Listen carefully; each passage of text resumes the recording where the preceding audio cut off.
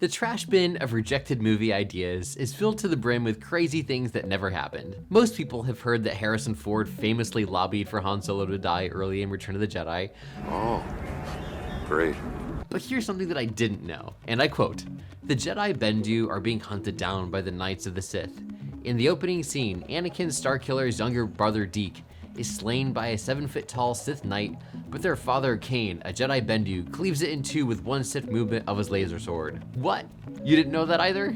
Here's another one. In Return of the Jedi, the Emperor's throne room was actually on Mustafar, and instead of throwing the Emperor down a shaft, Vader launched himself at the Emperor and tackles the two of them into the lava where they both perish. I promise I'm not making this up. But there's one rejected idea from the Phantom Menace that truly makes my head spin.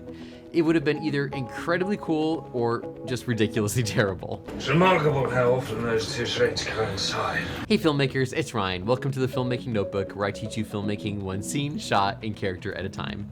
In today's video, we're going to look at possibly the most mind-bending idea Lucas had for the Phantom Menace and discover the danger inherent in creating cool ideas. George Lucas started writing episode 1 2.5 years before filming started, and in those very early drafts, the opening scenes played out in a few different ways. In the earliest of drafts, only one Jedi landed on the Trade Federation's droid control ship. This was Obi-Wan Kenobi, but he was already a fully trained and much older Jedi Knight. Effectively, he was a version of Qui-Gon Jinn and Obi-Wan Kenobi combined, or at least what those two characters ended up becoming in the finished movie. This version was quickly replaced with two Jedi, a master and an apprentice. But this is where things got interesting. In this version, Qui-Gon Jinn and Obi-Wan Kenobi's roles were actually swapped.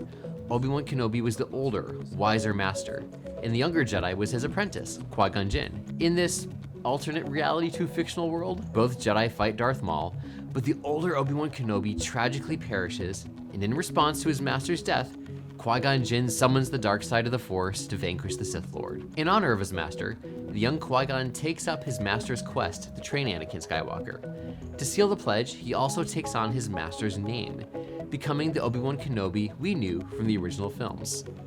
So, why did George Lucas ultimately reject this big reveal? The answer actually didn't come down to whether or not this would have been cool, so to speak.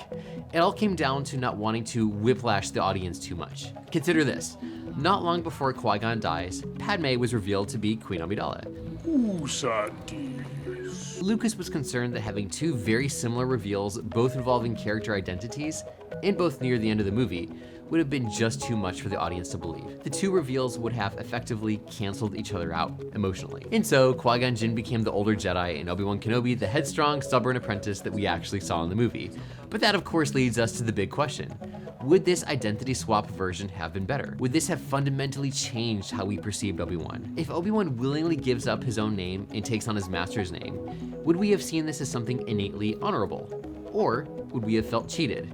Deceived that the OG Obi-Wan was not the real Obi-Wan. Hello there. All this leads to the important question, not to mention danger, that all writers and directors, and all storytellers for that matter, have to grapple with. When you drop a big reveal on your audience, you're fundamentally changing their perception on something. That something can be a plot point, but more often than not, it's a change in our understanding of a character. The true test is this: no matter how great or small, is this change true to who the character is? Even simpler, a big reveal may wow the audience for a moment or two, but is it completely random, coming out of nowhere, with zero truth at its core? Or does the audience nod and say, yep, based on the circumstances and what we know of the character, I buy this? It may be a surprise, but it rings true to the character. That's the vital test that all reveals need to run through. And it's a reminder that even for master screenwriters, the first bunch of ideas usually needs to be discarded until the best, truest ideas are conjured up. So based on this, would the Qui-Gon Obi-Wan identity swap have been accepted and embraced nearly 30 years later? For what it's worth, in 1999, I think we'd have been taken aback for sure, but I think we would have grown to accept the change over the decades. But of course, I'd love to hear your thoughts. Let me know in the comments what you think about this crazy idea from George Lucas. And until next time, get offline and go create something epic.